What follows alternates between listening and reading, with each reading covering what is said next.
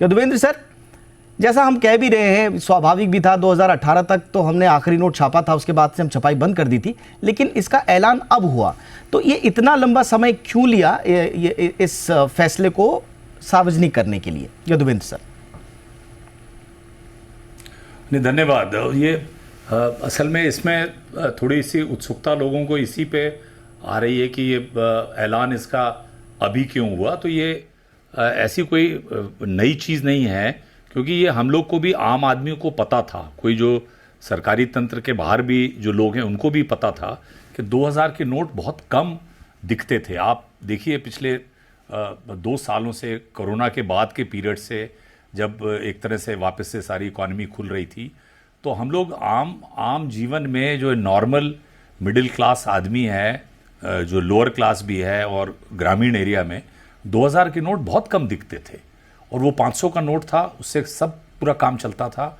और जैसा आंकड़े बता रहे हैं, 10% के लगभग सर्कुलेशन में जो करेंसी 2000 की है, वो कहाँ रुकी हुई है, कहाँ ठहरी हुई है, ये तो खैर ऐसा कोई कमेंट नहीं कर सकते।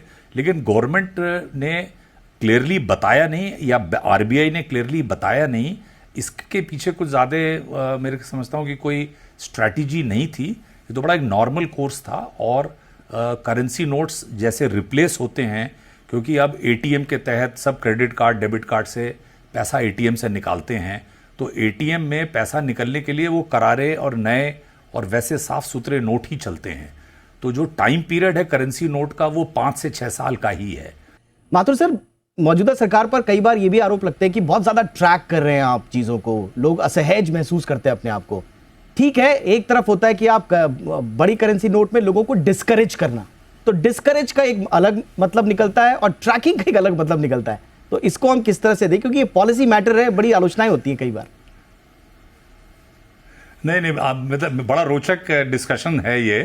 लेकिन देखिए, जो एक लॉ अबाइडिंग, मतलब जो न्याय संगत एक आम व्यक्ति है, चाहे व्यापारी है, चाहे वो कहीं नौकरी पेशे वाला है, चाहे गांव का आम आदमी, जिसका कोई बोनाफाइड क्लियर है, उसको तो घबराने की जरूरत नहीं है।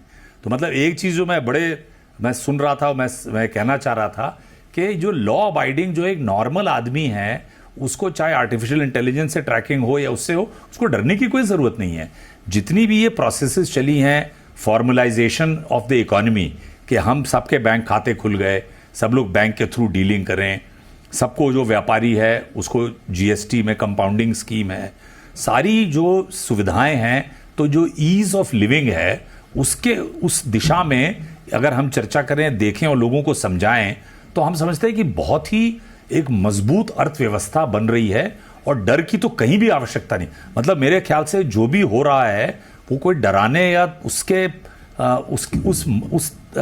सोच से बिल्कुल भी नहीं हो रहा। वो तो देख रहे हैं कि हम कैसे और लाइफ को इजी बनाएं। जो ईज ऑफ लिविंग है, ईज ऑफ डूइंग बिजनेस है, वो इसको ड्राइव कर रहा है। कहीं टैक्स बेस बढ़ाने की मंशा भी तो नहीं है इस ट्रैकिंग के पीछे? नहीं, टैक्स बेस तो बढ़ चुका है। आप देखिए कि कितने ज़्यादा टैक्स पेयर्स बढ़ गए हैं। विगत वर्षों के आप आंकड़े देखें तो हमारा टैक्स बेस बढ़ गया है, हमारा टैक्स बॉयंसी बहुत अच्छी है, हमारी इकॉनमी फास्टेस्ट ग्रोइंग इकॉनमी है, बड़ी इकॉनमीज़ के उसमें।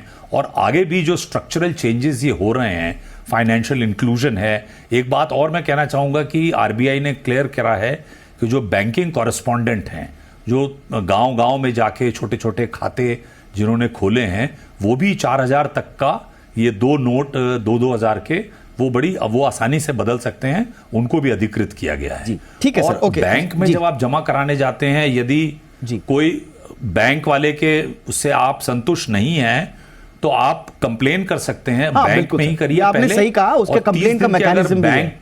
बिल्कुल सर, ये आपने बड़ी अच्छी इंफॉर्मेशन दी। ऑम्बुड्समैन, फिर 30 दिन के बाद आप आरबीआई में भी ऑनलाइन जाके अपनी शिकायत दर्ज कर सकते हैं। ठीक सर, पिछली बार तो सरकार ने अनाउंस कर दिया था, इस बार आरबीआई को आगे कर दिया। इस बार आरबीआई कह रही है कि नहीं, हमारा फैसला नहीं है, ये तो इंडिविजुअल आरबीआई ने लिया है, सरकार ये कह रही है।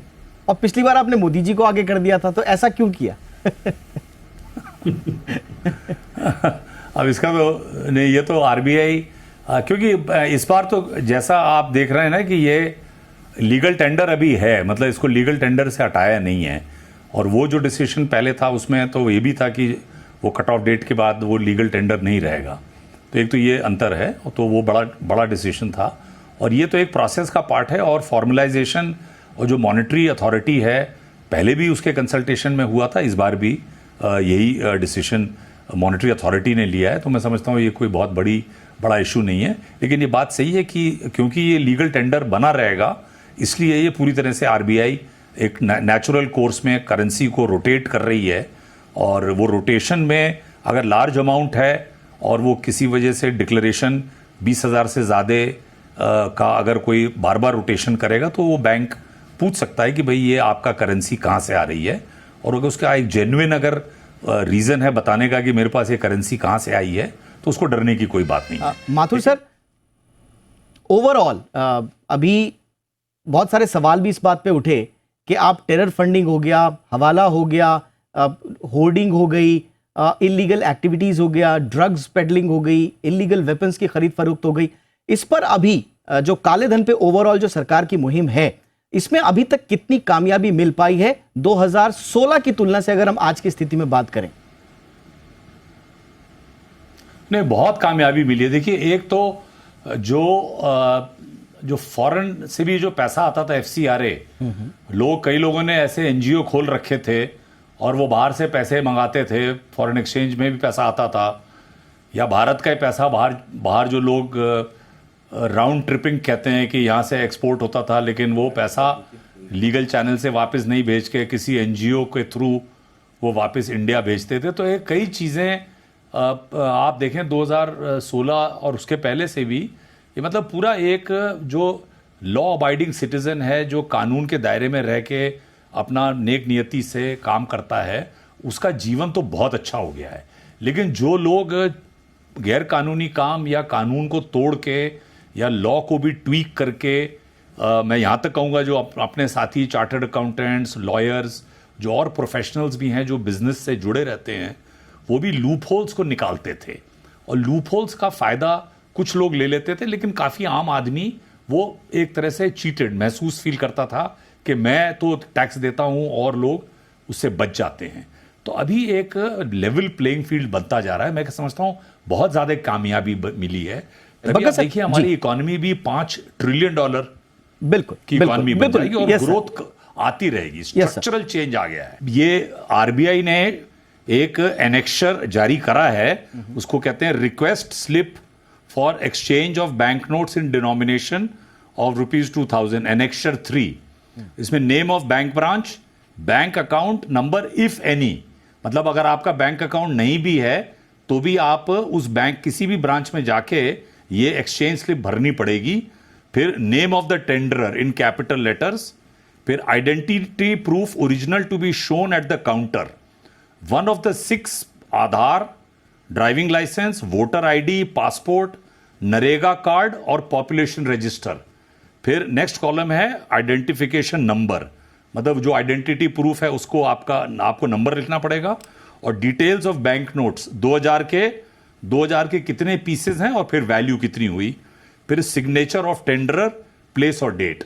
तो ये एक छोटी सी स्लिप प्रिस्क्राइब की गई है।